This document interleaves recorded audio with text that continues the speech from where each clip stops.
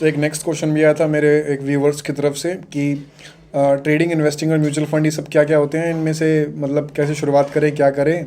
तो सिंपल इसका क्लियर बता रहा हूँ। पहले कोई भी आपको जो भी ब्रोकर अच्छा लग रहा है, ठीक है, अपस्टॉक्स, ज़ीरोधा, ग्रो, उस पर अपना डीमेट अकाउंट बनवाइए।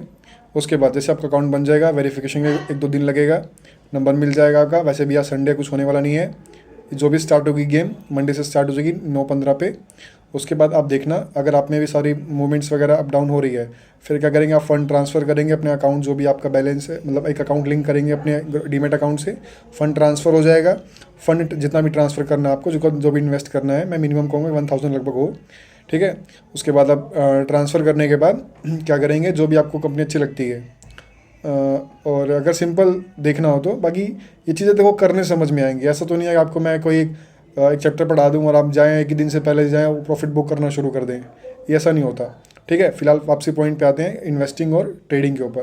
तो इन्वेस्टिंग क्या, फॉर एग्जांपल मुझे अगर HDFC का एक स्टॉक है पसंद आया, कोई भी ले लो, HDFC का लाइफ इंश्योरेंस का हुआ, बैंक का हुआ, AMC का हुआ, मुझे कोई भी एक स्टॉक पसंद आया, मैंने उसमें ले लिया जो भी उसकी प्राइस है एक शेयर की, जो जैसे फॉर एग्जांपल एक शेयर की प्राइस चल रही है 2350 रुपये, तो मैंने अगर 2 लिए तो मेरे अकाउंट में 4600 और 4700 रुपये होने चाहिए, तभी मैं उसको बाय कर पाऊँगा 2 शेयर, ठीक है। अदरवाइज़ नहीं, एक ही हो पाएगा, एक ही ऑर्डर पे लग पाएगा। तो ले लिया एक ही मैंने।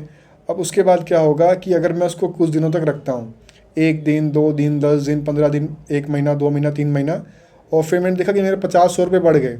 फॉर एग्जाम्पल मैंने 2350 पे लिया था और अब उसका प्रेजेंट टाइम में मार्केट हो, उसका प्राइस हो गया है 2450, ठीक है। तो मैं उसको सेल कर दूंगा।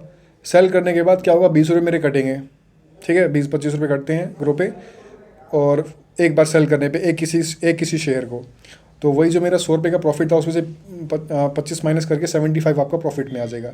ये जो होती है ये भी एक ट्रेडिंग में आती है, लेकिन ये क्या है, एकदम एकदम कह सकते हो कि स्विंग ट्रेडिंग कहते हैं इसको, जिसमें आपके पास टाइम पीरियड 1 हफ्ते का या फिर 1 महीने का भी होता है, ठीक है। और इन्वेस्टिंग में भी क्या रहता है, इन्वेस्टिंग ज़्यादातर लोग ऐसे ही करते हैं कि वो 2-3 साल में इंडस्ट्री के हिसाब से जैसे IT में था, IT में क्या हुआ, इस समय खूब ट्रेंड चला था 3 साल पहले, अभी 2018-19, हाँ 19-20-21, ये 3 साल ज़बरदस्त ट्रेंड चला, उसके बाद डाउन हुआ। तो जो यहाँ से इन्वेस्टिंग वाला आदमी होगा वो देख रहा है कि अब डाउन ट्रेंड खत्म हो गया, इसकी वैल्यूएशन ज़्यादा हाई आ चुकी है, तो उसमें यहाँ से निकलो, अब किसी और सेक्टर में जाओ, ठीक है। तो ये एक इन्वेस्टिंग वाला माइंडसेट होता है कि जब जहाँ देखेंगे कि जहाँ थोड़ा सा उसकी ओवर वैल्यूशन आ रही है, तो वहाँ पे ना अपना बजट कम कर देते हैं। उनके पास उतने लेवल पे पैसा भी होता है, आप ये 2,50,000 लेके क्या करोगे, वो करोड़ों में खेलने वाले हैं, ठीक है। तो पहली बात तो है आपके पास कैपिटल इंक्रीज हो, तब आपका इस लेवल का दिमाग इन्वेस्टिंग वाला सही मज़ा भी आएगा। जब तक आपके पास 3-4-5 करोड़ ना हो तब तक मज़ा नहीं है इन्वेस्टिंग करने में, ठीक है। आदमी ट्रेडिंग से ही पैसा कमाता है, लेकिन अब सेफ रास्ता बता रहा हूँ ट्रेडिंग करने का, स्विंग ट्रेडिंग जो होती है, ठीक है। स्विंग ट्रेडिंग में आपको मैं करके दिखाऊंगा एक दिन लाइव, वैसे लाइव अलाउ तो नहीं है, लेकिन हाँ फिर भी मैं कुछ जुगाड़ करूँगा, देख लेना उसको। तो स्विंग ट्रेडिंग सबसे सेफ़ रहती है। उसमें क्या रहता है कि कोई प्राइस मान लो गया है, आप जानते हो कि वो 1 हफ्ते में या फिर 1 महीने में फिर से अपने 5%, 10% के प्रॉफिट पे आ जाएगा, तो वहाँ पे आप क्वांटिटी ले लोगे, और फिर जैसे वो 10%, 5-10% से ऊपर आएगा, हो भी सकता है आए, हो सकता है कि ना भी आए, वो आपकी रिसर्च डिपेंड करती है, ठीक है। वो स्टॉक में क्या डिपेंड करता है और मार्केट में न्यूज़ कैसी चल रही है उसके स्टॉक से अकॉर्डिंग, ये सारे फैक्टर्स काम करेंगे। और उसमें अगर वो चीज़ अप्लाई होती है तो आपको जो भी प्रॉफिट रहेगा अपना बुक करके साइड हो सकते हैं। ये आपका कैपिटल इंक्रीज़ करने का बेहतरीन तरीका है। जो स्टार्टिंग में आते हैं, मुझ जैसे लोग होते हैं जो इनके पास ज़्यादा कैपिटल नहीं होती है, वो अपना धीरे धीरे ऐसे करके इंक्रीज, कोई बड़ा इन्वेस्टर हो वो ट्रेडिंग करके पैसा कमाता है, लेकिन एकदम सेफ ट्रेडिंग बता रहा हूँ। सोचोगे कि मैं अगर बैंक निफ्टी में ट्राई मारूँ, ऑप्शंस वगैरह में घुसूँ, इंटरडे में घुसूँ, तो फिर वापस जो भी कैपिटल गवा गया होगा दोबारा घुसने की इतनी हिम्मत नहीं रखोगे, क्योंकि जो भी अच्छे ट्रेडर होते हैं, किसी का भी वीडियो उठा के देख लेना यूट्यूब पे, जितनों के नाम बताओगे 80% लोगों को जानता हूँ मैं, तो वो सारे क्या है, कहीं ना कहीं जॉब करते थे पहली बात, जिनकी 30-40,000 50,000 पे सैलरी थी पर मंथ, तो वो उनको पैसा जला सकते थे क्योंकि उनके पास नेक्स्ट मंथ फिर आ जाएगा। आपके पास स्टार्टिंग में करोगे 5, 10, 15,000, 20,000, 25,000 होगा, एक बार पिटोगे दोबारा खड़े करने की हिम्मत नहीं हो पाएगी, क्योंकि ट्रेडिंग में पैसा लगता है। क्योंकि इसमें आपको जैसे सीखने के लिए भी पैसा लगेगा और कमाने के लिए पैसा लगेगा। तो अगर गवा दोगे सीखने के बाद, फिर वापसी कैसे लाओगे दोबारा बढ़ाने के लिए, प्रॉब्लम ये रहती है। इसलिए पहले सेफ रिस्क लो, स्विंग ट्रेडिंग में आओ, कैपिटल अपना बढ़ाओ, उसकी समझ बढ़ाओ, अंडरस्टैंडिंग बढ़ाओ।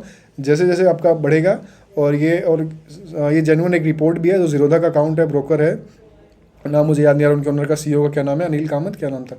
तो उन्होंने कहा था मुझे कि मतलब उनकी स्टेटमेंट थी कि मोस्टली 95% से 98% ट्रेडर्स होते हैं वो अगर 1-2 साल का रिटर्न टोटल हम कैलकुलेशन करें, 2 साल की मतलब अगर लें पूरा, उनका जो प्रॉफिट रहता है ना वो एक एफडी तक को बीट नहीं करता, मतलब वो 7% पर ईयर के हिसाब से भी अपना प्रॉफिट नहीं निकाल पाते हैं। ये हालत होती है जो ऑप्शंस और इंट्राडे खेलने वाले लोग होते हैं, ठीक है।